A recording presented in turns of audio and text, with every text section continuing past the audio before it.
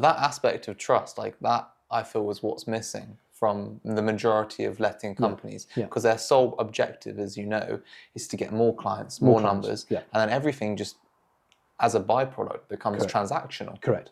And that was the point I was going to make. Element. It just gets squeezed. That was the point I was going to make. There's one or two owners we've picked up recently is because they didn't want to work with Andrews purely because the personnel kept changing. Yeah, it wasn't. So, one day it was Jane Bloggs, and then 4 months later it was Jenny Janes or whoever it was.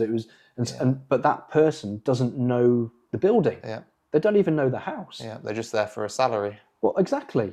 Start at 9, finish at 5 or whatever the number is. Yeah, I'm not saying that's bad. I'm not saying they don't care. But because I think maybe they do, but they don't know the building as well. Yeah. And maybe if they stuck around, they would get to know the building, and maybe that would then make them far more efficient in terms of dealing with whatever happens. But that's the thing that has frustrated some owners because the personnel change, and so they don't know what's going on. Yeah. And like if you have someone managing your, well, in Bath, right, more than 100,000, usually £500,000 asset. Yeah. You want someone who knows what they're talking about. Exactly. And actually knows it like the back of their own hand. Yes. Yeah. Because it's their, mostly pension. It's their retirement. It is their retirement. Your retirement. management. Yeah. It is their retirement. It's their whole children's futures. It is their retirement. Yeah. And I think that possibly helps because we own 2 properties. We've got a flat and we've got a house in Bath as well. Yeah. There's a connection there, isn't there? Yeah. I mean, I remember when I first went in to get a mortgage in Lloyds Bank years ago, and I said, well, where do you live? And he went, I live at home. And I said, so have you got a mortgage? And he went, no. And I said, well, how can you give me advice if you don't have a mortgage? Yeah. And that's does that make sense? Yeah, you can see it from the owner's perspective because you've got an asset in Bath that you're letting out. Correct.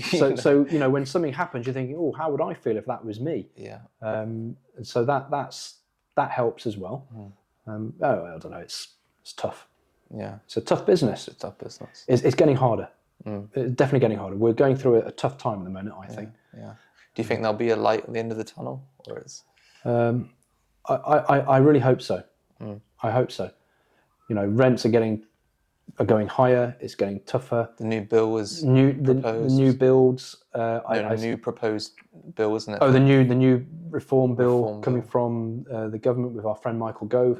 Who knows what's going to happen with that really? Although they've outlined all the points that they want to cover, we still don't know which out of those points they're going to retain and which ones they're going to not keep. Yeah. But we've got a podcast, we've got a training program to listen to.